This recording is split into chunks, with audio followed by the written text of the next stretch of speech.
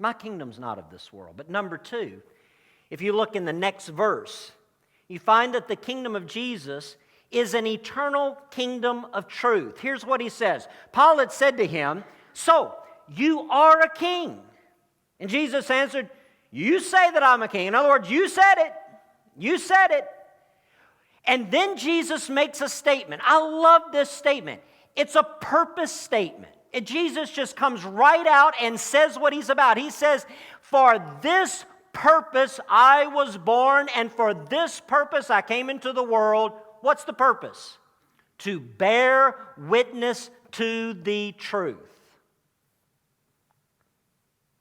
In other words, this world is filled with lies and hypocrisy and falsehoods, and his purpose for coming was to set the record straight and to provide an eternal kingdom that's based on truth.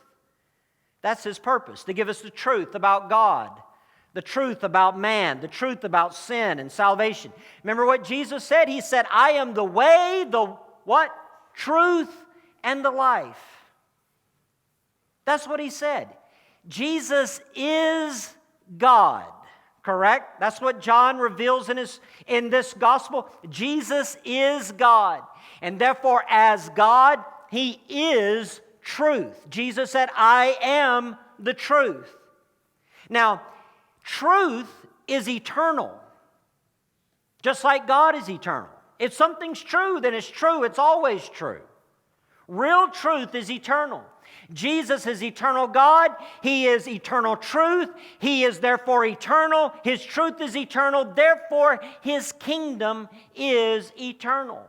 His kingdom is filled with absolute truth. You know, we live in a generation today that has trouble believing in absolute truth, correct?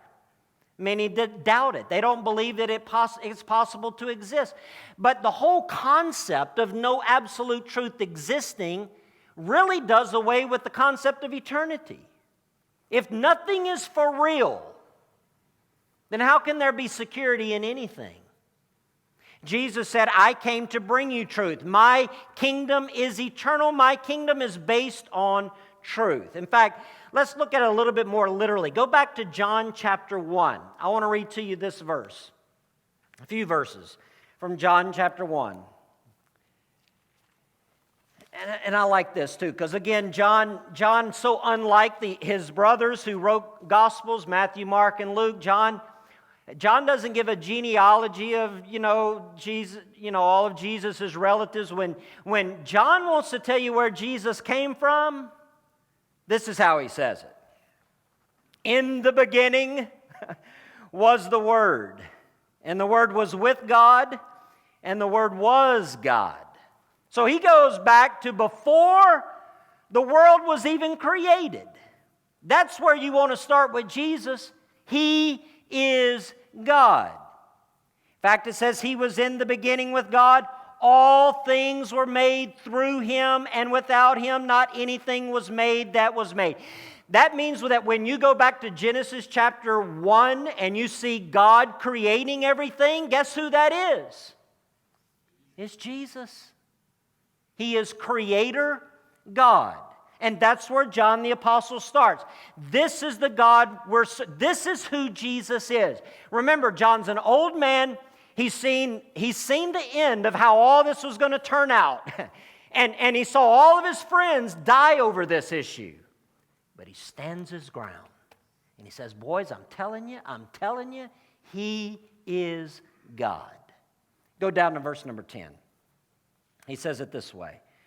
He says, "He was in the world, and the world was made through him, yet the world did not know him. He came to his own, and his own people did not receive him. But to all who did receive him, who believed in his name, he gave the right to become the children of God." To all who believe in his name. Remember, this is the purpose of John's writing, that you would believe in the name of Jesus. Believe what? Believe that he's God. Believe that he's God, that he is truth. Truth. I mean, think about it. If he is truth, then he is superior to all other religious figures in the world. He's truth.